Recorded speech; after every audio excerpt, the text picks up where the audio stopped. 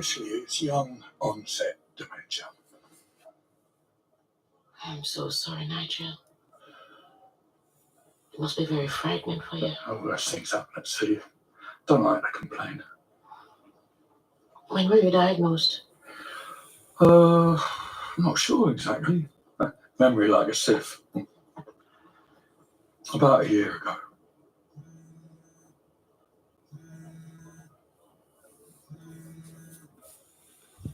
Should I answer it for you? I'm not a kid.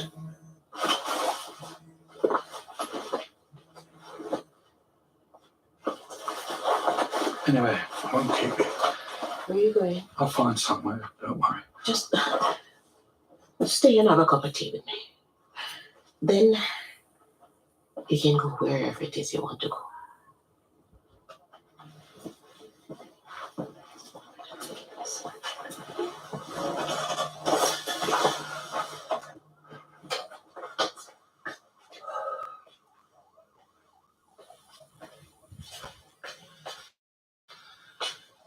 Please. He's gone. He's taking his bag. But he's a grown man, Phil. He's capable of making his own decisions. He's been sleeping rough, Sharon. He's the one who's been having a hard time, not me. I'm just been trying to help him out, that's all. All right, look, we've clearly got this wrong, so we're sorry. We'll leave you alone.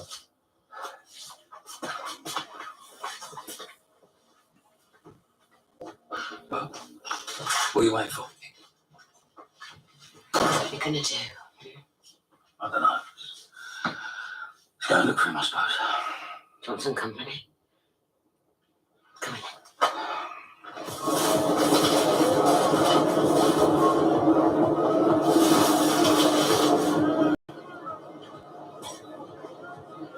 What was that?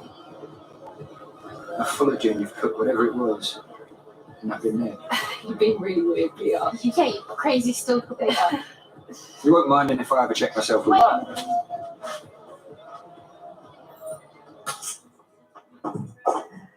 So, you and Muscles, I called it weeks ago. I wish I'd seen his face. Should have got some popcorn to go with the night's entertainment. So, what exactly did he say? Nothing. I told you, I didn't even let him get a word in. Oh, it's so good, so good. This is helping. Poor bloke's trying to process the death of his dad, and I'm there having a go at him. Okay, let's back it up. Yeah? So, you and Rabington, yeah, doing the nasty. I want details. Details, D. No. I'm classy. I'm not even going to go there.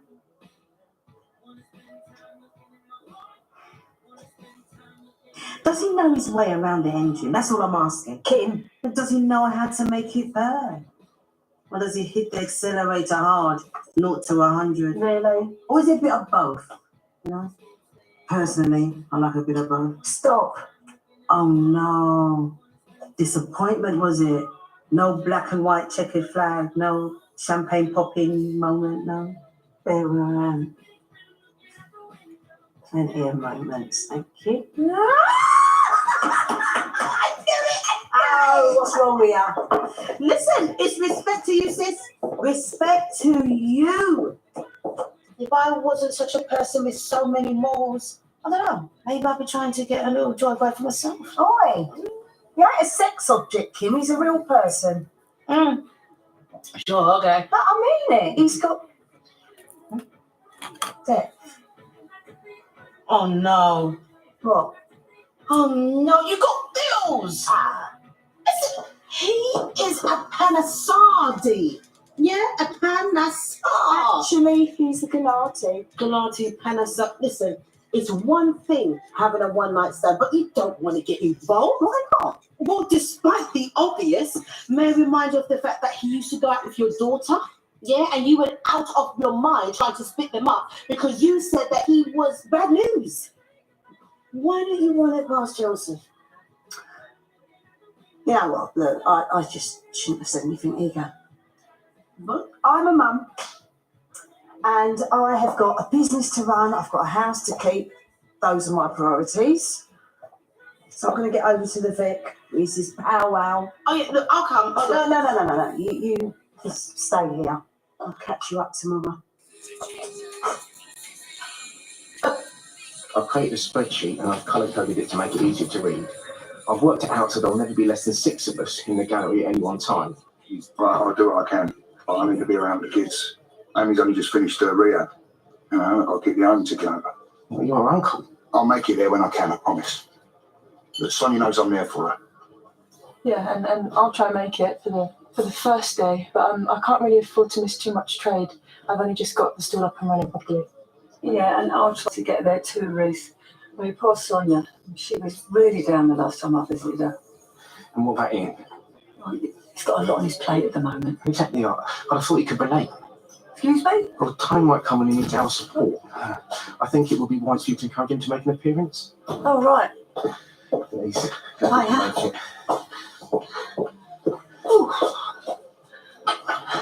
Where's your sister? Oh, I said I'll pass the info on. Oh, nice to see how much Sonia means to her. You're getting rid of evidence. I told you. It's not evidence of anything other than an illegal boxing fight. He made his own brother lie for him. He was acting out of character. He wasn't thinking clearly. I thought your dad was supposed to be some sort of stand-up guy. I thought he was supposed to be honest, but I mean, if he makes his own brother lie about this, who's saying he's not lying about this illegal boxing fight story? He's not. He would never hurt a woman. You just said he acted out of character to make Kojo lie. Why would our dad attack Mum, eh? If he wanted to be with her, he could have. It doesn't make sense. The only person who has a real motive, the only person whose whole world came crumbling down in the most humiliating way possible, well, it's your dad. So how comes he hasn't visited her in the hospital? He has. He was there earlier. Well, I was there this morning and I didn't see him. It's not nice, is it? Having someone sling mud at your dad. Look, our dad is innocent. And so's yours. Probably. Maybe it was just a random attack. Maybe it had nothing to do with what went down on Christmas Day. I don't believe that any more than you do. Look, I won't tell the police about that shirt. But if when Mum wakes up, she says it was your dad, and if you girls are involved, we're done.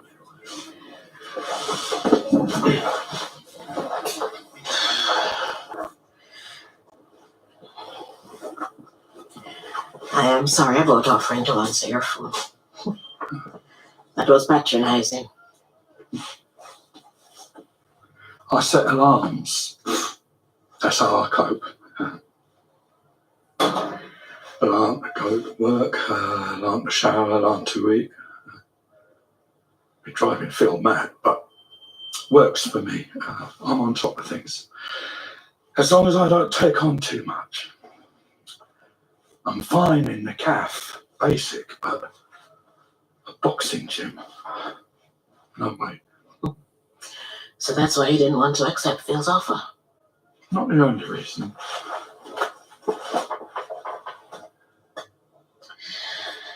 I admire you.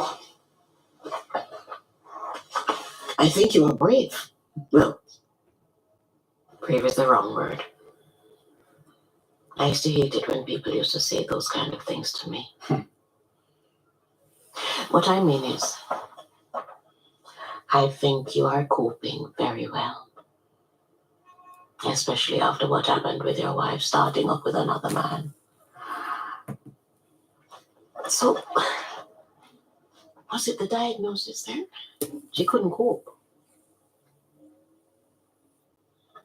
How any woman would do that to a man she loved, I don't know. Selfish. Please don't talk about my wife like that. Sorry. It's none of my business. She doesn't know. You never told her? But she met somebody else, you said.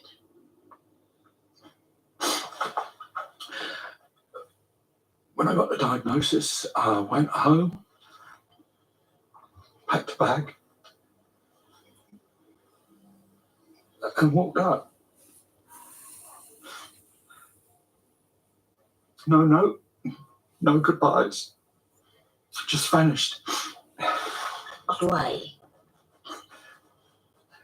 The doctor didn't know how quickly my symptoms would develop. I had to act while I still could, while I still had a choice. So you weren't happy in your marriage? You didn't love your wife? The opposite.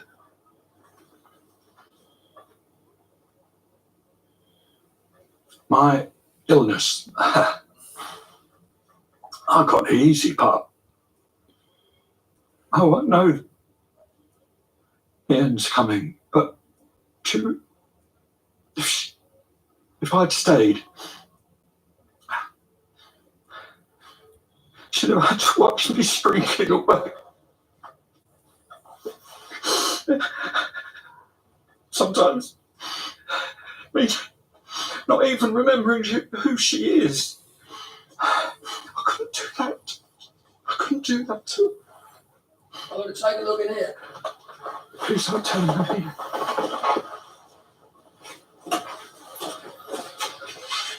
You see Nigel, only one way he might have taken off. Sorry. Well, if you do see him, will you tell him to come home? Please.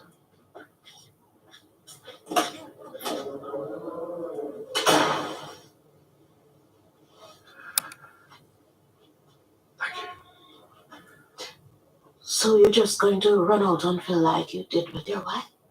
Just. You think you spared her pain. But what you did, leaving with no explanation, just walking out, that must be pain beyond words. Those unanswered questions going around and around in her head, you think that is not daily torture? You don't know what you're talking about. I know that loving someone means giving them the choice. Thank you for the tea.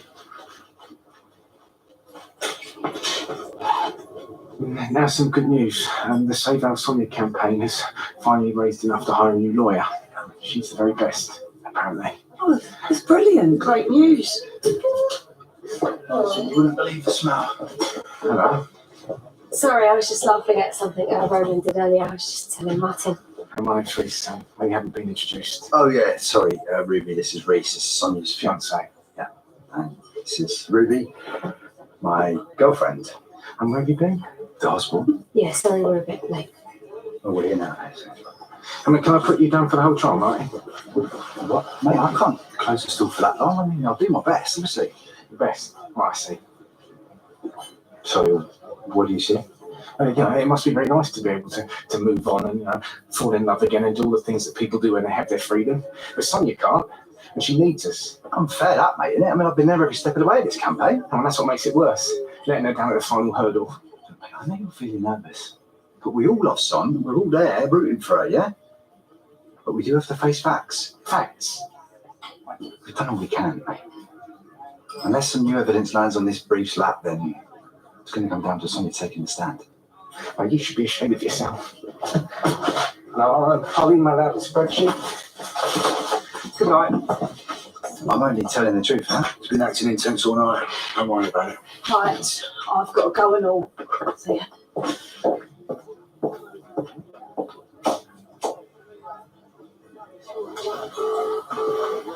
Sorry, I can't get to the phone right now. I'll get back to you as soon as I can. Thank you.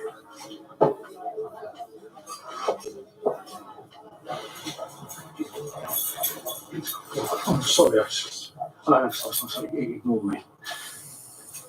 Well, this is my house. Well, not mine, strictly speaking. No, my fiance's, Sonia's. Sonia Fowler. Oh, yeah. I knew the lady who used to live here, Mrs. C. Dorothy. That's right, Dor. Would you like to come in for a minute? I'm her great nephew.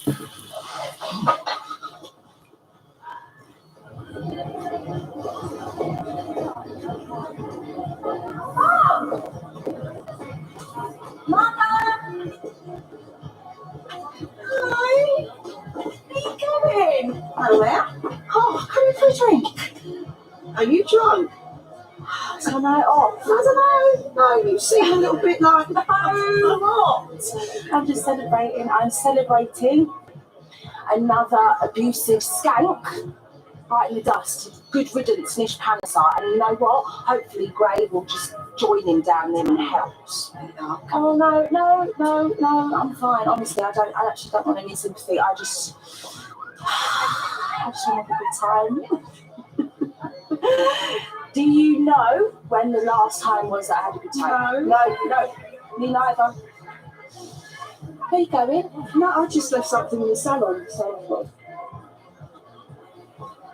I love you. You are so strong and so independent. And you are my role model. Thank you, baby. Cheers! Come on, mummy. no. Oh, please. Well, I better not. Knackered. Go on, you go and have some fun. Hey. I love you.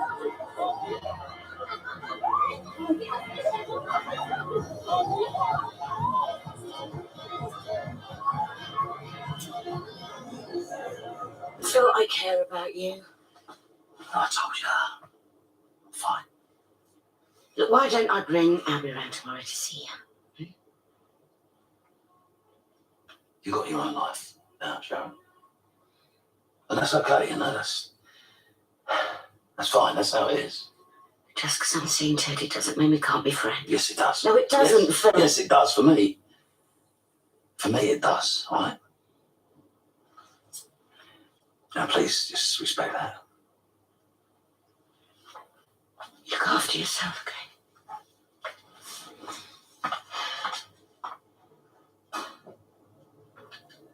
That sounds really stressful. I don't know Sonia well. She was a kid when I used to live here. Thanks. I used to think she was a really sweet girl. I knew her mum, Carol. Sonia's a wonderful person. The best.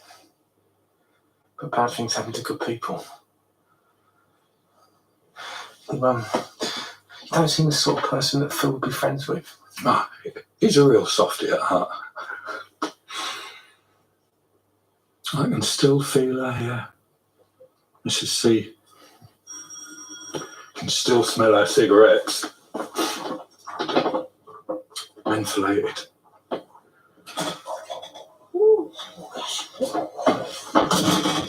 I went to the vid, but the others told me that you had gone. Whew.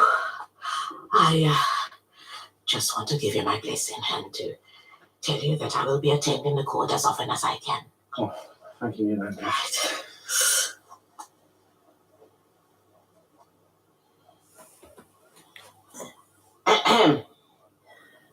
You haven't got very far.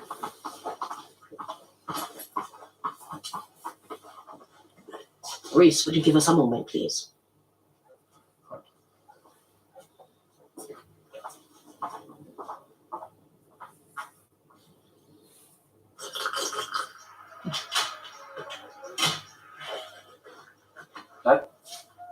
Son, What are you doing? I'm having a glass of wine and I am watching cat videos. This one's really funny. Look. You didn't go see Mum? What? But you haven't been to see her since Christmas Day, have you? All right, fine, you've got me. Why not? Do I really need to answer that? Avoiding her. Not going to the hospital. It looks bad. Makes you look guilty. Does it? Why don't you care? Your mum stripped me of any dignity I had that night. There's nothing left for me to care about. Well, then what about me? What? Don't you care what I think? All right, I'm curious. What do you think? I don't think you did it. I think whatever she's done to you, deep down you will always love her. And you don't want her to die. So I'm going to go to the hospital. I'm going to be there for her when she wakes up. And I'm going to ask her and find out exactly what happened. And then I'm going to bring her back here because I know that's what you want. You're right. Right. I'm going to go jump in the shower and then I'm going to head to bed.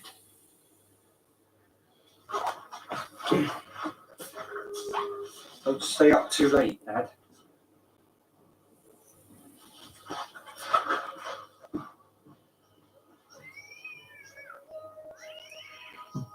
Mrs. C used to say, I don't want to die somewhere I don't feel comfortable about meeting my maker. I used to say, well, I don't like to think about you dying. I like to think about the here and now. She said, we're all going to die, Nigel. The wages of sin is death. It's funny, I can remember conversations with her clear as a bell, but what I said this morning, nothing. You cared a lot about her. Oh, she was like a mum to me. My old mum had just passed when I met her. I like to do things for her. Run errands. Made me happy. She was great company. Great stories. Sense of humour. She was one of a kind. She could see right through me, though. Like somebody else I know.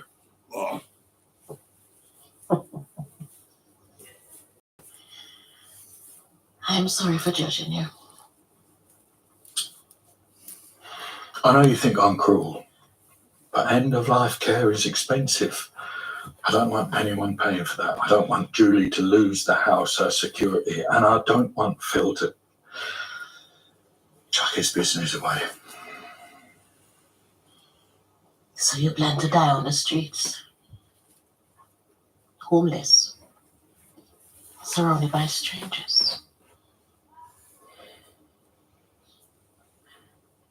So do not fear, for I am with you. Do not be dismayed, for I am your God. I will strengthen you and help you. I will uphold you with my righteous right hand. What's that? Isaiah 41:10. I only recently memorized it, and it has been a great help to me. I don't think you're cruel, Nigel. I think you are afraid.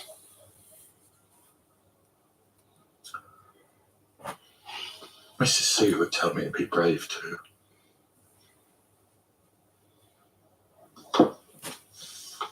You are still here, Nigel. Live for now. I think we should give that chap his house back, don't you?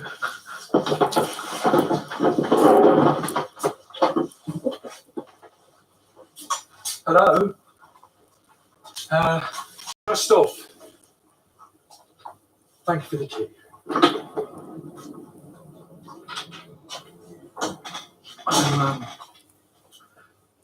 I'm not religious, not especially. I really do think that Mrs. C is looking down on you and wishing you well. Thank you. It's a comfort. Thank you.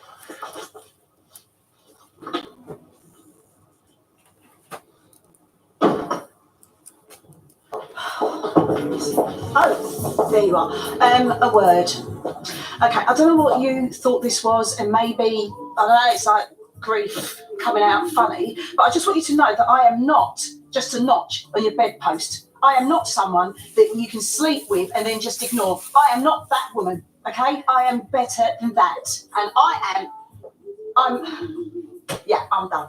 Look, are you ever going to let me speak? No, because earlier you were having a go at me for coming on too strong and sending you flowers, which, by the way, I didn't. Oh, I know. Well, and now you're having a go because you think I'm ignoring you. Yeah, because I heard from you all day. Yeah, Denise, I've been working a 12-hour shift. I haven't had time to message you. No, I'm sorry. It's cute to know you care. I don't care. Right. Look, if you must know, I was going to message you just before you walked in. You were? Mm-hmm. You know, last night after Well, you said you were looking for somewhere to host Raymond's birthday party, and I was going to suggest here, if you like. That would be amazing. Denise, this is definitely not a grief thing or a one-night thing. I know you want to take things slow, and I understand that. I respect that. So I am happy to go at your pace. I really am.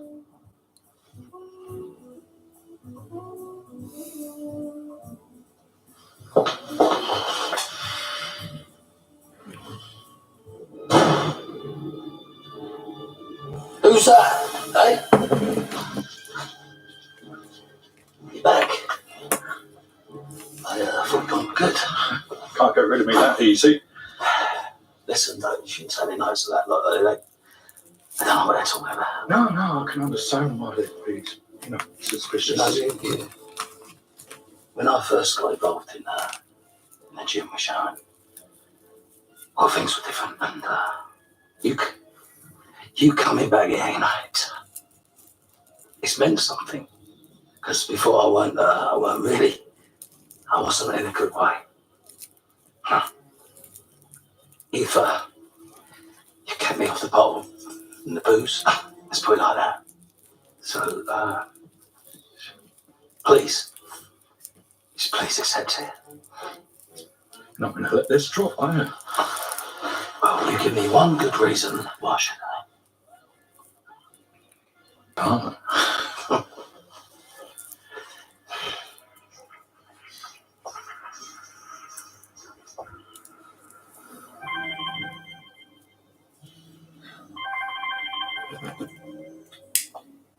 Hello, Ian Bill.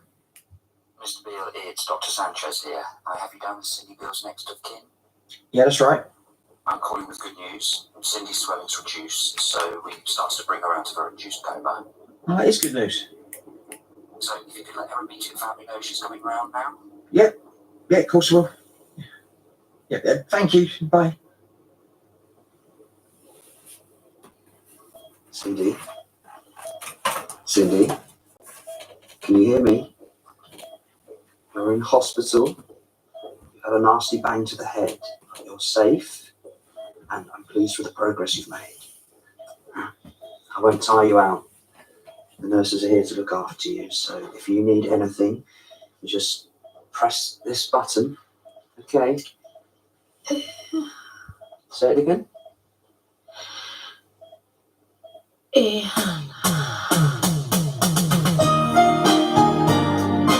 Details of organisations offering information and support with dementia are available on the BBC Action Line website, or you can call for free at any time to hear recorded information on 08000 560 780.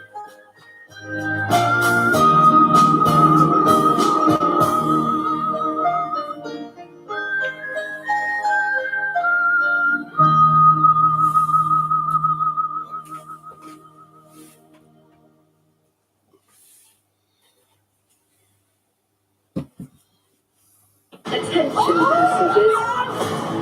Take me away, I can't go ahead. This is actually the most brutal thing. Was this a really bad idea? Strap in. It's about to get juicy. The Traitors continues tonight at 9 on BBC One and iPlayer. Find your morning focus. Bring calm to your afternoon. And drift off to sleep. With music to unwind your mind. Ask your smart speaker To play Radio 3 Unwind. In the beautiful Spanish village of Mocklin, Alan and I are at it again. Hola! We're transforming a derelict townhouse Into a fully functioning B&B.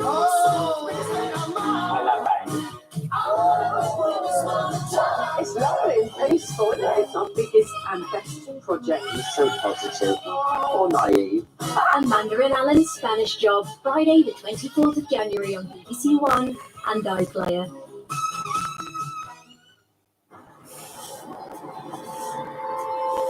Will the decision to seduce pay off? The traitors will either...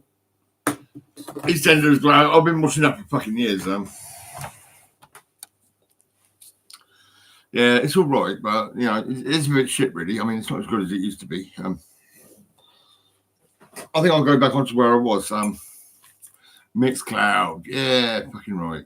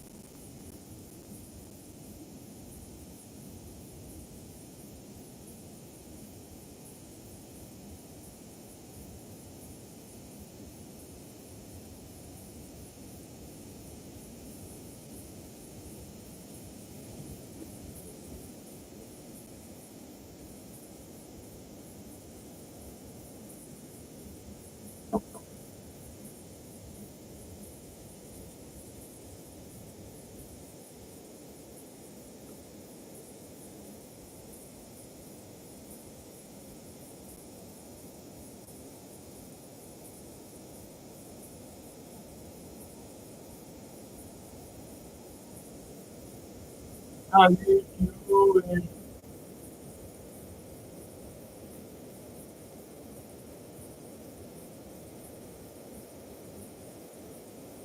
How you doing?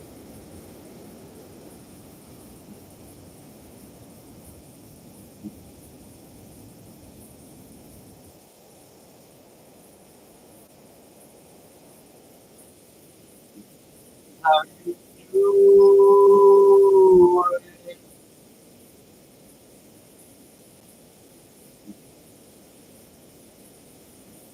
Come on, tell me. How you doing?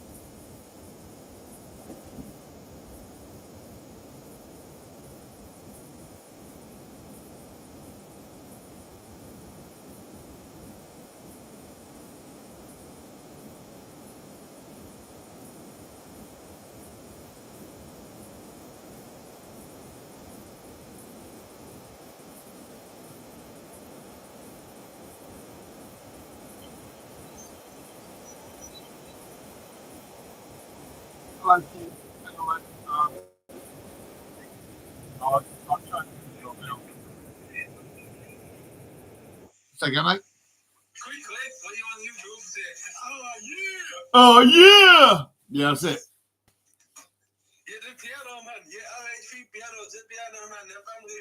Yeah, that's it. Yeah, that's fucking right, man. Yeah.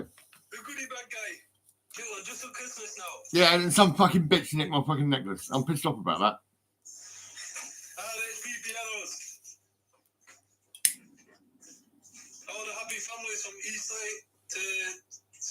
London to Somerset. Yeah, all that. Loads of families. Happy as Harry.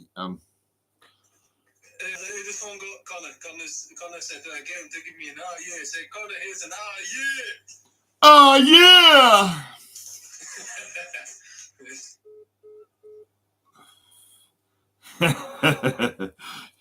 He's my mate. He's up the other end of the country. He's like fucking. He's up north. He is. You know what I mean?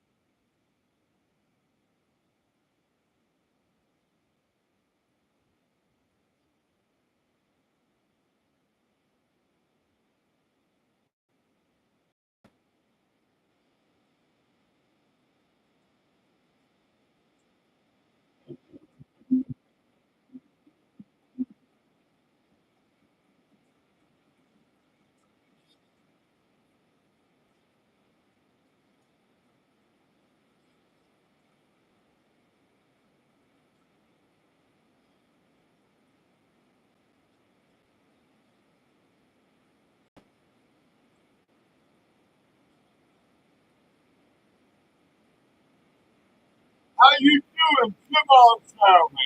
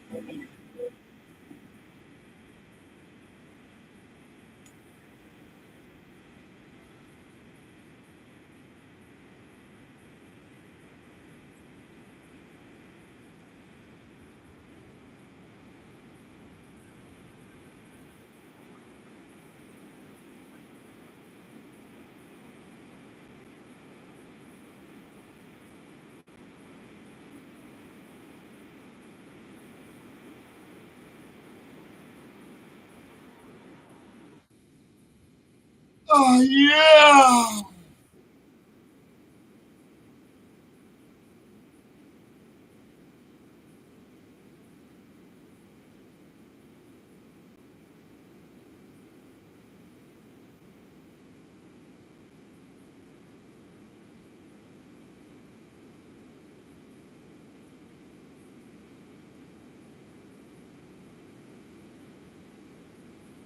Oh yeah.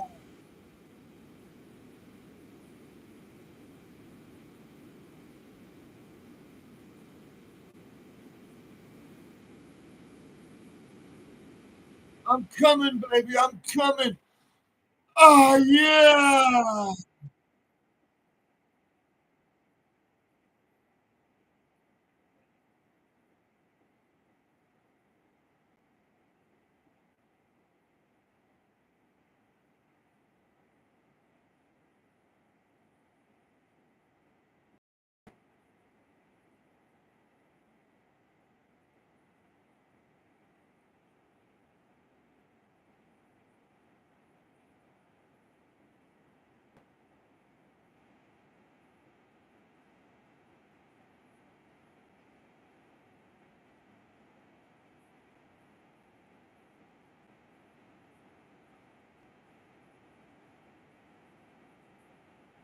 Oh yeah.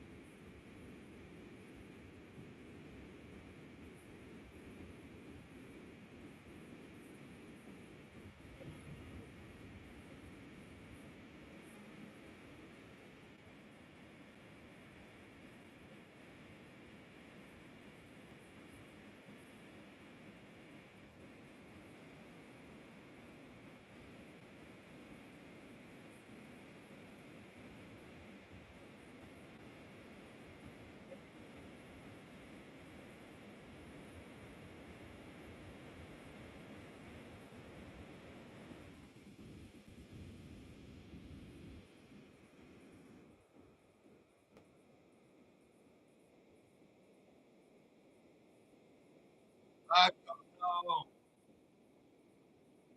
what to do.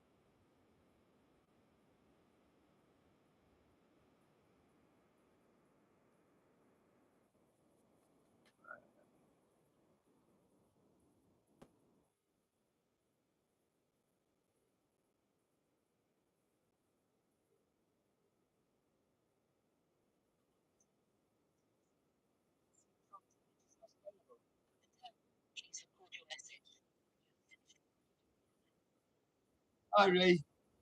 Lee, I'm just up at the chip shop. And I'll just come back and I'm playing some DJ Marky.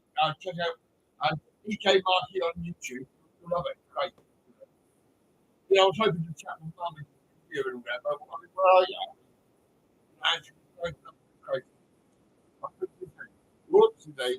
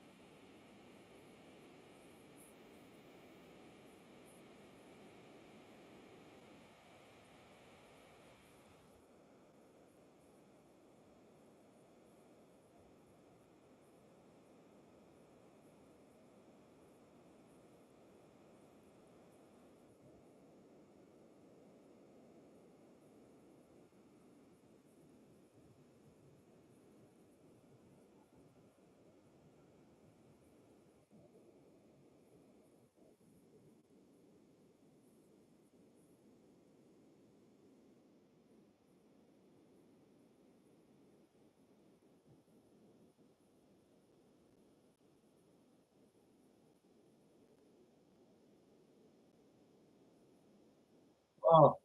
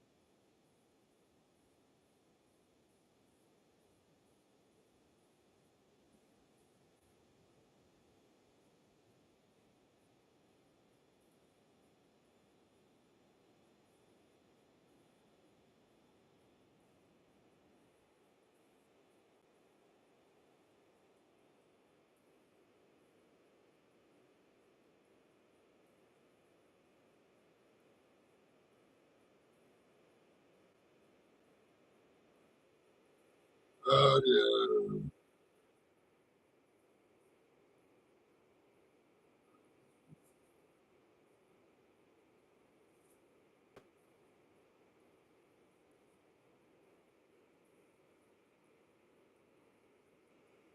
Oh.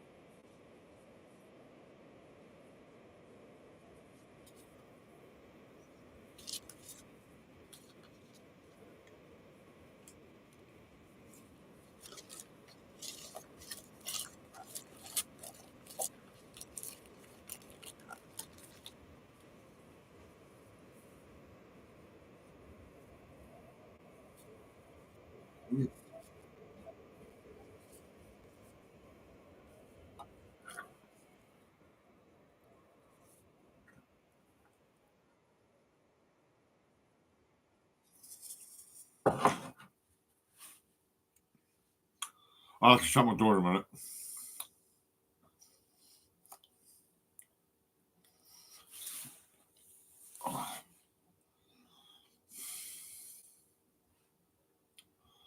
Oh.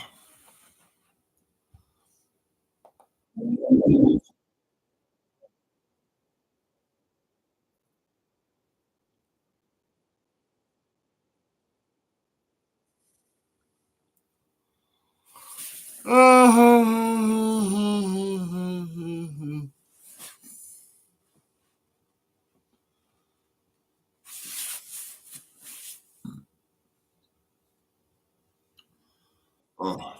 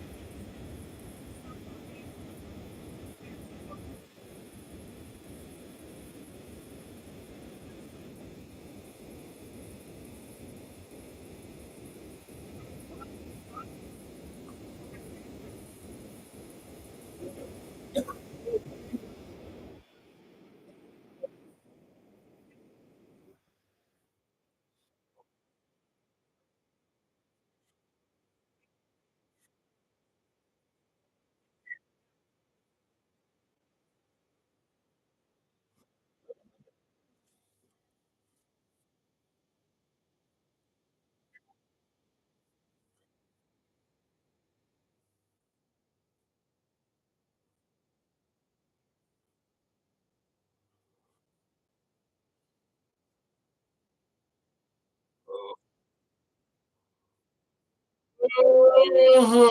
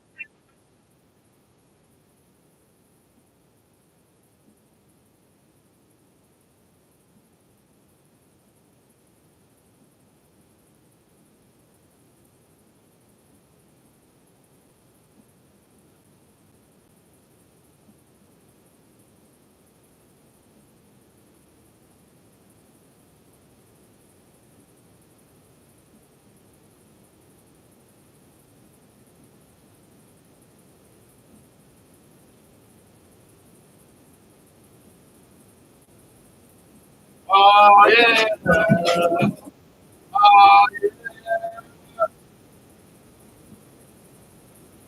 Oh yeah. Oh yeah.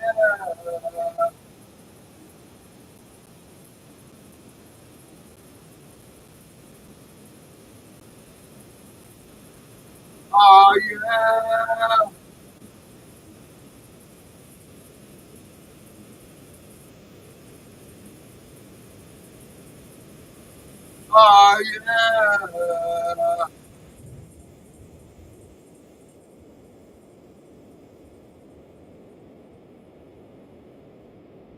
Oh yeah. Oh yeah.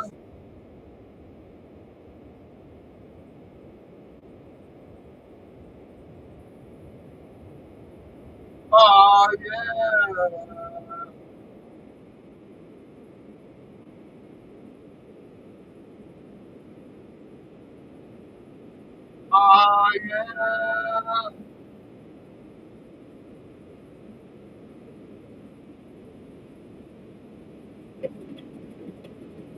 Oh yeah.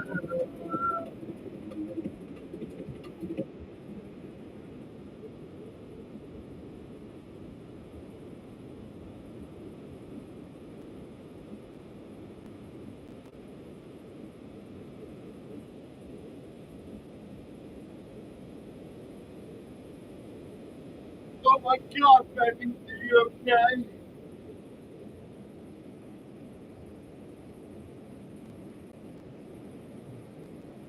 Oh yeah, I'm okay.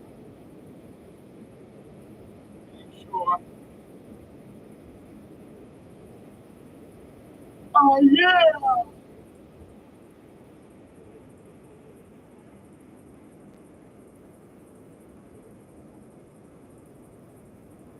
Oh yeah.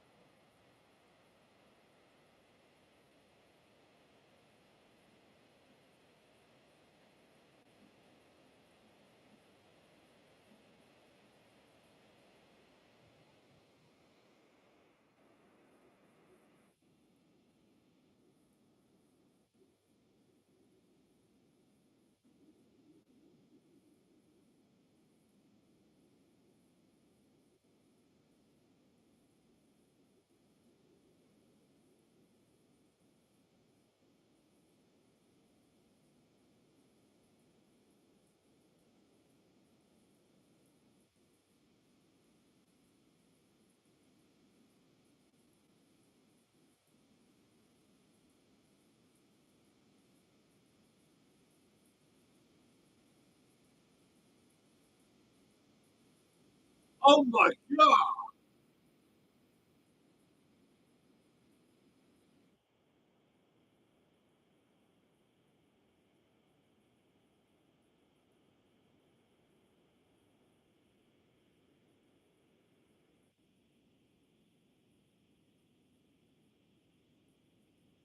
Oh my god!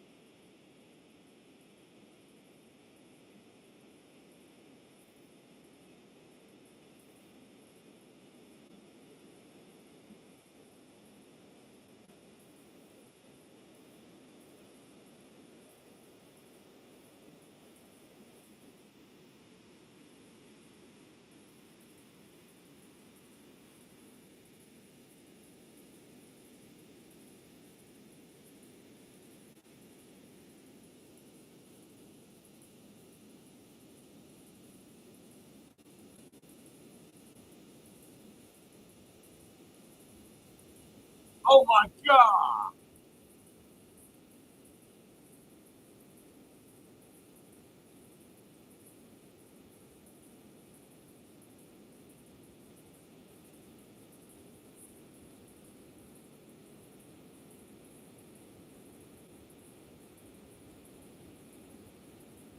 Oh my god! What have you done now then? Come on, tell me!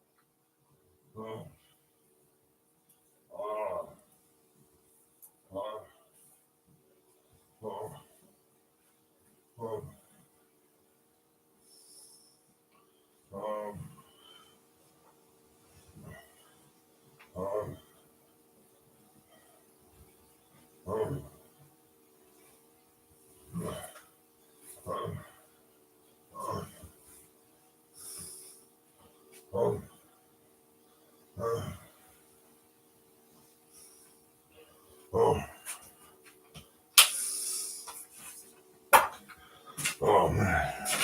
Oh. Oh. Oh. Oh, fucking hell. Oh. Let's check this out. I mean, fucking hell, that's great. Now, where the fuck's it on YouTube? Oh. Oh. Oh. Oh. Oh, fuck me. It's fucking 4 o'clock in the morning. Oh, man. That's fucking mental.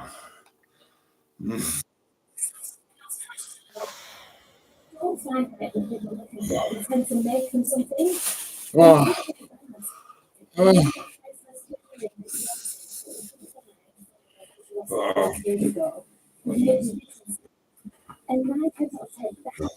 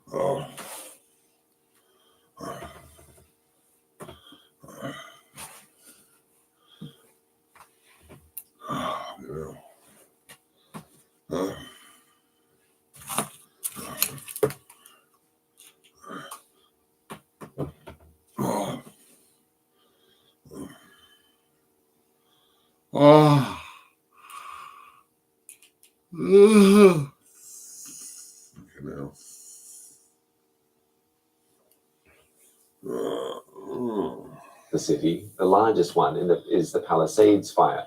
It was also the first to erupt on Tuesday. Emergency services have finally started to make a dent in preventing that fire spreading. In the last hour, they have said that the Palisades fire is now 6% contained. And some breaking news in the last hour. A man has been arrested on suspicion of arson regarding another fire, the Kenneth fire, which broke out north of the Palisades on Thursday afternoon, threatening homes in the Calabasas and Hidden Hills. It is the latest to have ignited in Southern California. US President Joe Biden says he is sending all federal resources possible to Southern California, including 400 additional federal firefighters and more than 30 firefighting helicopters. He and Vice President Kamala Harris have been speaking in the past couple of hours. What we are seeing is a situation that is extremely dynamic. It is very much in play, and to some degree unpredictable, because we are literally waiting to see which way the wind blows. To the families who have been impacted by this disaster, you're living through a nightmare, I know. And I promise you, we're going to help you get through this and eventually recover and rebuild. All right, people are fucking moving. And this latest wave of wildfires have become one of the costliest natural disasters in American history, with more than 10,000 homes destroyed. AccuWeather estimates the damage is expected to be at least $135 billion, up to $150 billion, compared to the 2018 US wildfire season, which saw damages of $400 billion. Now, that season spanned a month in the middle of summer. This fire has only been burning for 3 days in the middle of winter. from LA, our correspondent Emma Vardy sent this report. Still they burn. The most catastrophic fires Los Angeles has ever seen. Overnight, the Hollywood Hills resembling a disaster movie. A huge crescent of flame engulfing an iconic community of California. More than 130,000 people have been told to evacuate their homes. Here, just one of many properties engulfed, turned to a shell.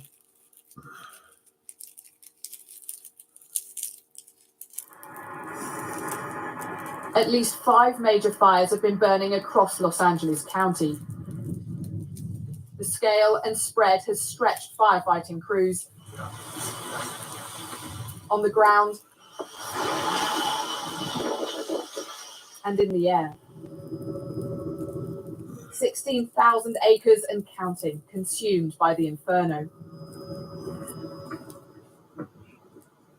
One street filmed by a local resident moments before he left. I thought maybe I would be able to get some extra stuff that we didn't take, and come to see that the whole street is just gone. It's like a war zone. And we had so many memories in here that cannot be replaced. I had these great old pictures of my grandfather from World War II, both grandfathers, and I was going to get them framed, and now they're gone and they're lost. And I had so many things that are just lost forever. It just, I know we're safe, but I don't understand. The scale of this disaster is clear to see. This is Pacific Palisades, block after block, a blanket of destruction. More than 1,000 buildings burned in this community alone. Emergency services unable to save them. We had everything, like the sentimental things. Like my mom passed away. I had only a few things of hers left. My wedding dress, our wedding album. We left everything. Our albums. Lovely. Look at that, man. We have just whatever we're wearing. We're wearing the same thing for the last 2 days. I just want to give you a big hug. You're lovely. Lovely. Fueled by hurricane force winds, these fires have struck at a vulnerable time. LA hasn't seen any significant rainfall for months. Abandoned neighborhoods are now falling prey to crime. In the midst of the emergency, we've all seen individuals who are targeting vulnerable communities by burglarizing and looting homes. This is simply unacceptable. As dawn came in the Palisades, it revealed the grim reality of what the fire has left behind. There are miles and miles of streets like this, an utter shock at the devastation here. Communities just vanished, now ghost towns, and once dream homes turned to dust. No one is immune. Mansions now ash. The homes of Jennifer Aniston, Adam Sandler, and Paris Hilton among those evacuated. And this was filmed by the wife of Take That star Mark Owen as they escaped through the flames. I bet they're running around in that house going, take that, take that, take that, take that. Come on, let's go. Come on, let's get out of it. Come on, take that, take that, take that, take that. Over the coming days. Emma Vardy, BBC News, Los Angeles. Sue Cole, president of the Pacific Palisades Community Council, told me how her community is coping.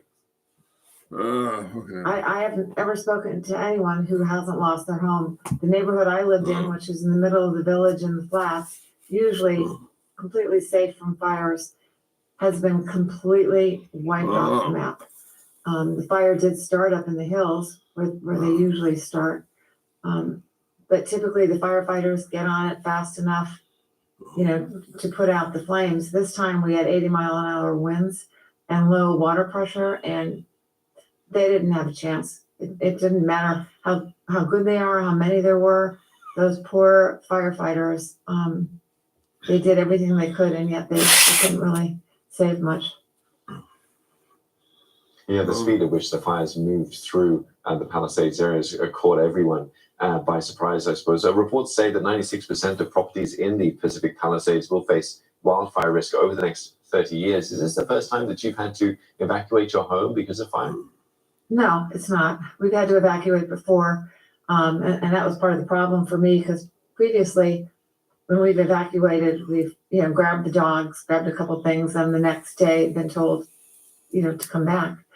This time, grabbed the dogs, grabbed photo albums, but thought, well, we'll be back in a day or two. So we didn't take any clothes or really a lot of things that we needed. And of course, I was having a mad we got dream, out of right? there. It was weird, it was, because I was and like, within, I don't know, when you got within different places 24 around hours, in the our place house was around gone, our entire neighborhood was gone.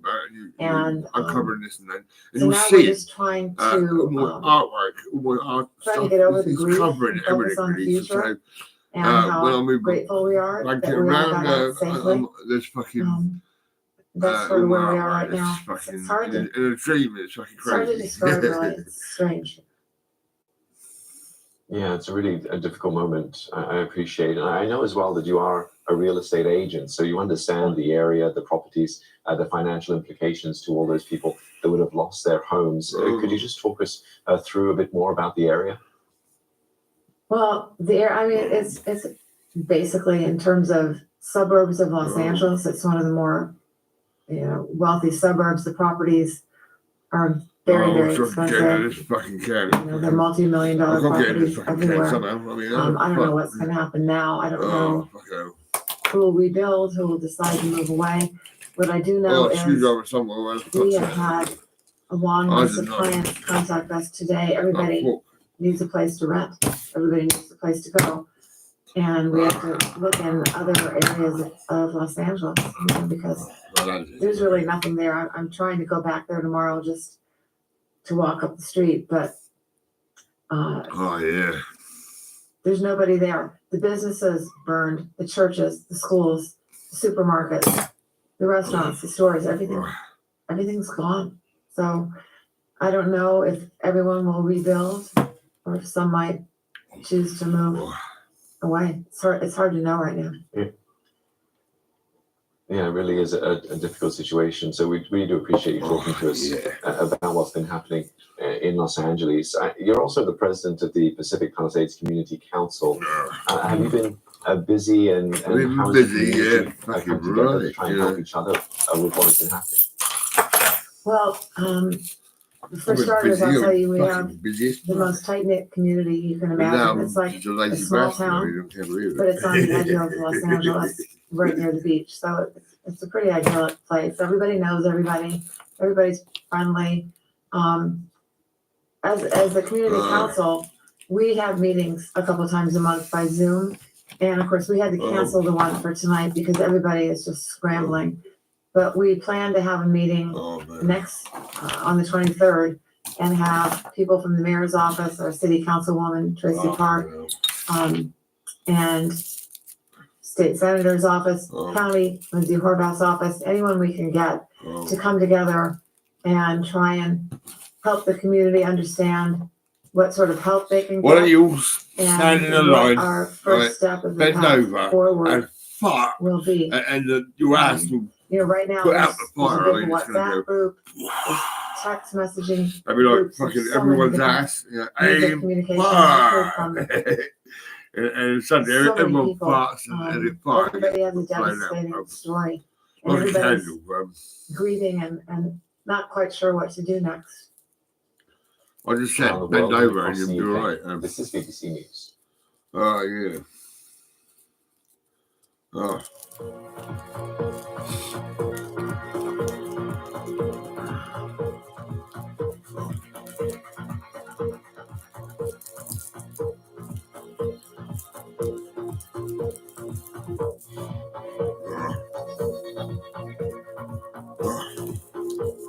I can't believe it's only fucking 4 o'clock, for fuck's sake. Trouble is just 4, for fuck's sake. You know what it's like when you need a pee, you just gotta get up, that's it, no matter what happens. You just fucking get up, come on, man. You know, your bladder's going fucking crazy. It's like, come on, man, take me to the toilet because I want to have a piss, come on now. And you're like fucking in a deep sleep as well, you know. You're like, what was that? You kind of look down to your dick and that, and it says, come on, man, fucking get in the bathroom. I'm like, oh, fuck's sake. BBC News. Let's get back to our top story. Several major wildfires are still burning 3 days on in Los Angeles, most of them uncontained. Officials have confirmed at least 5 deaths, but warned that the actual death toll will remain unclear until it's safe for investigators to access neighborhoods. And they expect the I death guess toll there's to a lot of rise people as that's forecasters making them. say strong winds are set to continue overnight. There are still 5 major fires alight around the city, with the 2 largest are still uncontained. The destruction caused by the fire in the area of Eaton area has been particularly widespread, leaving many buildings unrecognizable after the fires hit. And this was what the fire damage did to someone's home in Altadena. And north of there, in Pasadena, this synagogue was completely gutted, and this business in the Pacific Palisades, where fires began, was not spared either. Many neighborhoods now look like this, deserted for block after block. Now, for more, let's cross to CBS reporter Ashley Sharp. She's in Altadena, and she joins us now live. Ashley, thanks for joining us. Tell us how badly the area that you're.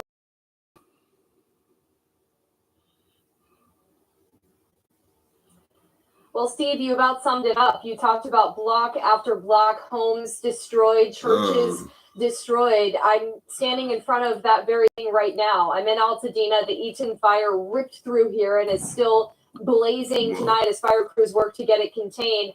But the home behind me, the family bought in the 1950s. The grandmother passed away 3 years ago, and I was able to connect with the homeowner. I've been texting with her because they haven't been able to get up to this home.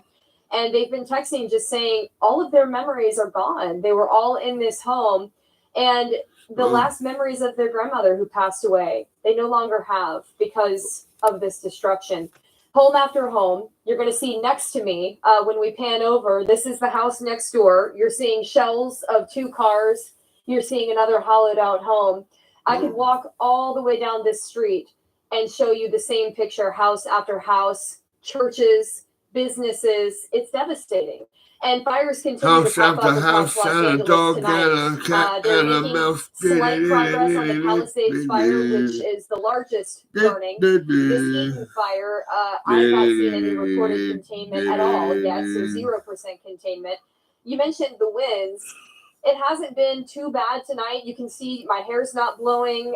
Trees aren't really rustling behind us. Compared to the gusting winds Why are you on night wearing a 1 of this mask for? fire, Oh, yeah, 'cause man, it's it's a fire, lot yeah. better now. But, we know that some wind could pick up overnight, so If closely he said watching it's that. fucking COVID-19, I'll go fucking crazy. That's a lot of bollocks. COVID-19 is fucking Have been Russia. coping with the sporadic pop-up of different fires in different locations, as you've been describing.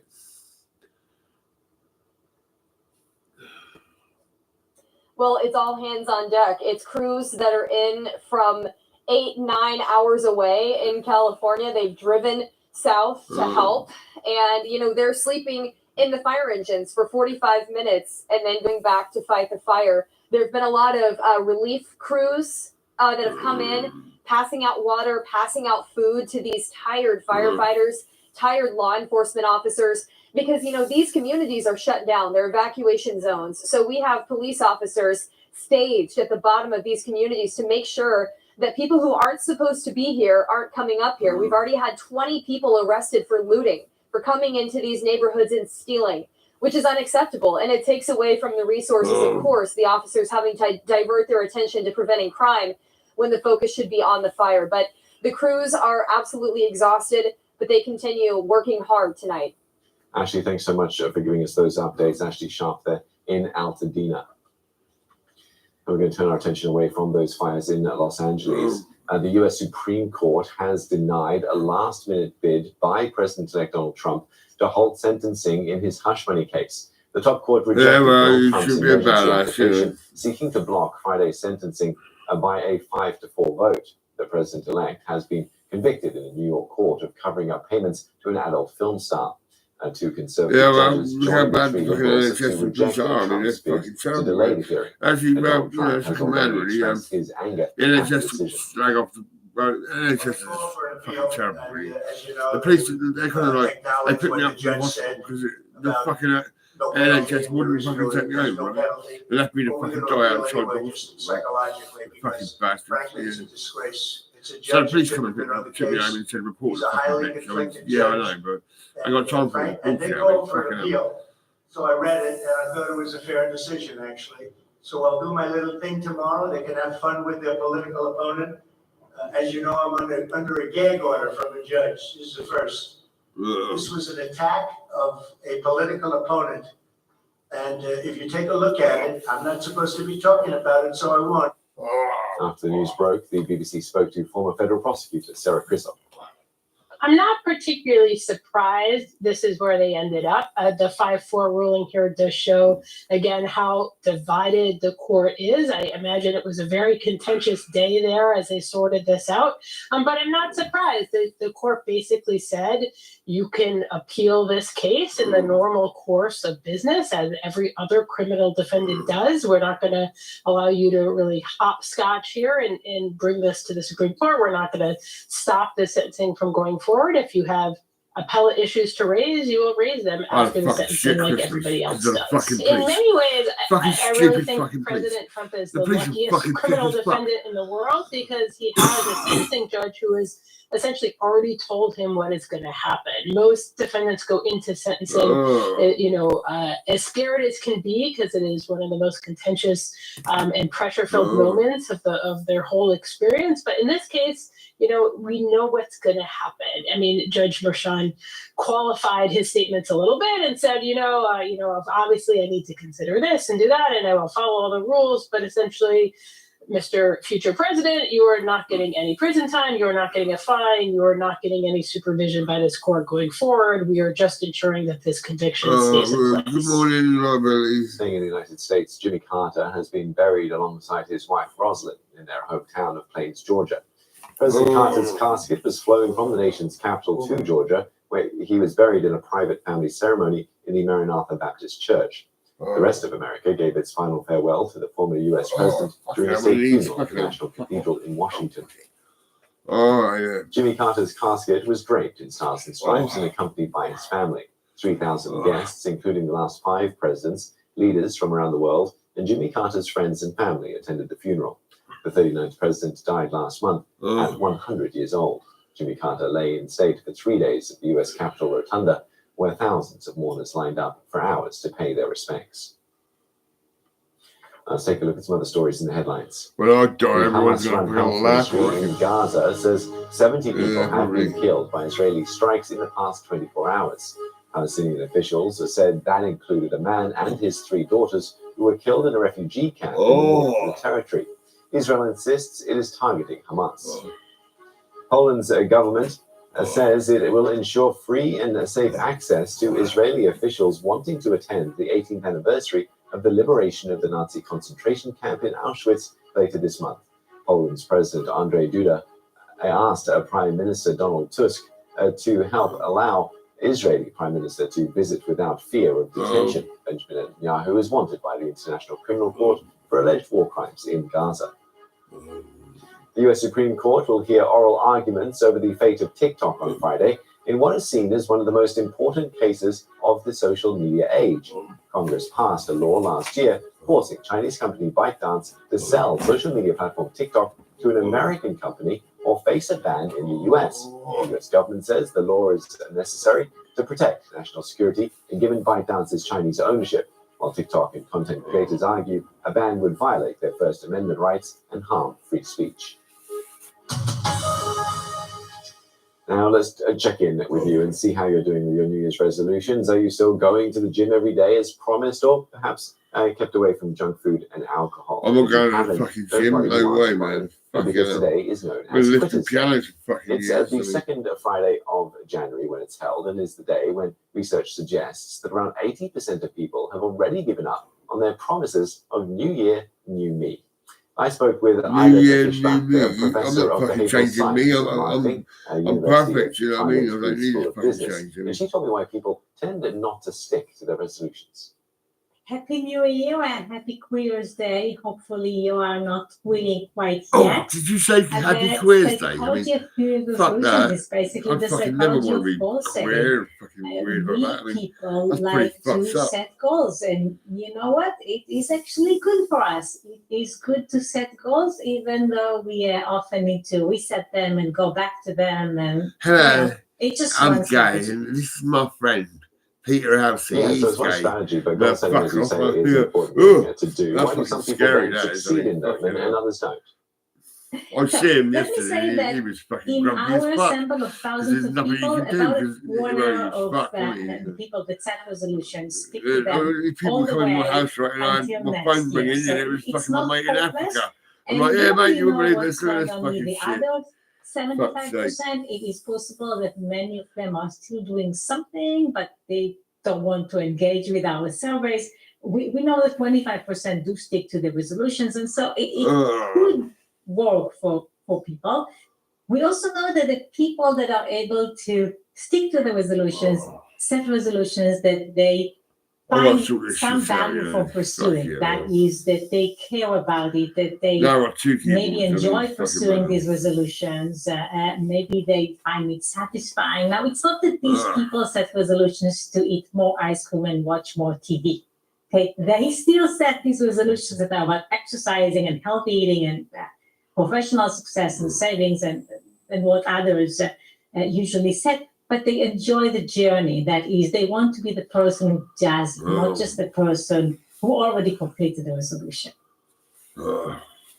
Now, a lot of these targets or goals that people have, they sort of have an emotional investment in them, which can be hard to maintain sometimes. Is there a trick to it where perhaps you have to take the emotion and the feeling of it out of it and just create a good habit and make it a routine? This is one strategy, creating a routine. The problem with creating a routine and creating habits is that for most of our resolutions, that will take some time. And it's not quite going to be like brushing teeth in the morning. You would still need to give yourself the extra push. There will still some difficulty in doing it, and there will be setbacks. So even people who successfully change their life, who quit smoking maybe, or quit alcohol, or start exercising, there will be setbacks, and then you need to get over it. Yeah, some good advice there. Now, before we go, let's give you a recap of our top story today with those fires in Los Angeles. We have plenty of information on our live page, which is up and running, giving you more content and background as to what's been happening. I can tell you that a man has been detained on suspicion of lighting one of the latest fires, which broke out on the border of Los Angeles and Ventura counties on Thursday. Plenty more information across our platforms on BBC and News. Thanks for your company. Bye.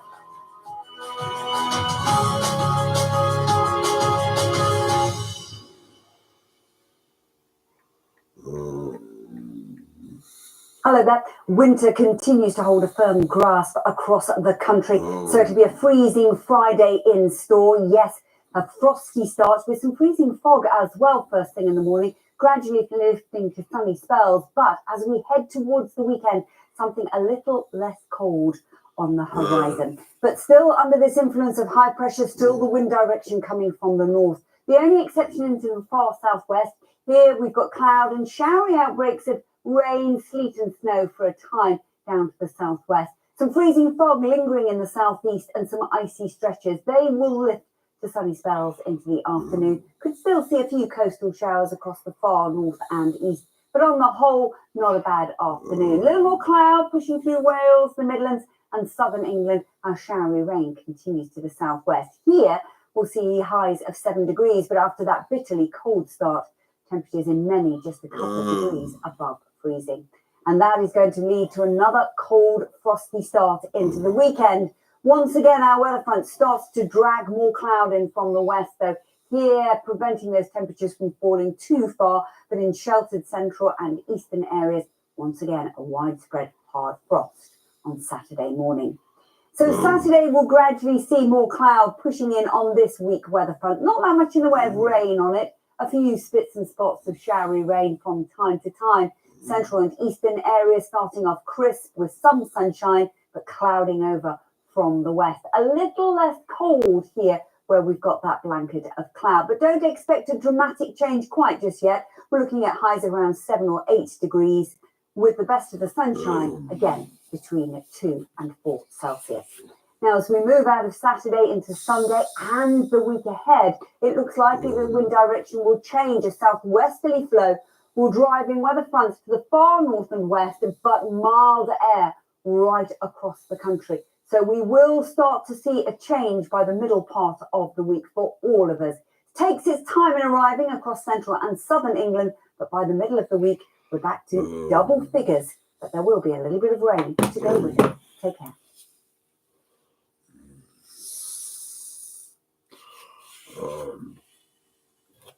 Join Americast as we navigate the biggest news and politics in the US. With lively chats about what's happening in America and social media investigations. Travel to the heart of America. With Americast, a BBC podcast. Listen on BBC Sounds.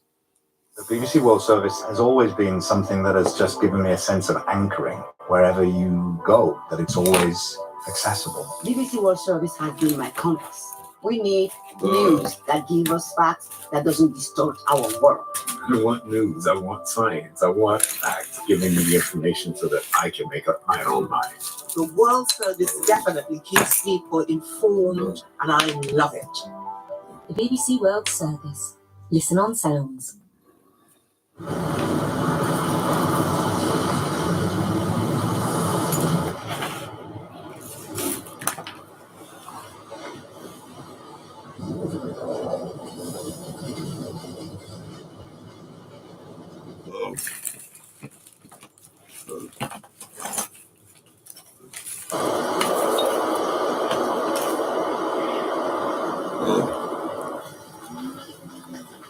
Be ready. Change can happen in an instant. Yeah. Check on the BBC Weather app. Check. Check me out.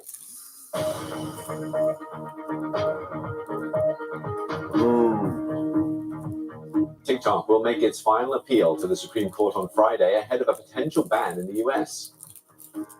As the LA wildfires continue, we look at the hefty costs to residents and insurers as they brace for losses in the billions of dollars.